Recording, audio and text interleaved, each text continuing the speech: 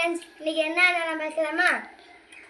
மாங்காய் எடுத்துக்கிட்டு நல்லா அலசிட்டு உப்பு மிளகா போட்டு உப்பு கொஞ்சம் போட்டுக்கிட்டு தேவையான அளவு போட்டுக்கிட்டு மிளகா தேவையான அளவு போட்டுக்கிட்டு அதை நல்லா அது கலக்கி இப்படி கலக்கி கொஞ்ச நேரம் அரை மணி நேரம் ஊற வச்சுட்டு கொஞ்ச நேரம் செஞ்சு எடுத்துக்கிங்க. எப்படி இருக்குன்னு இப்போ நம்ம ஊற வச்சுட்டா நல்லா எடுத்துக்கணும்.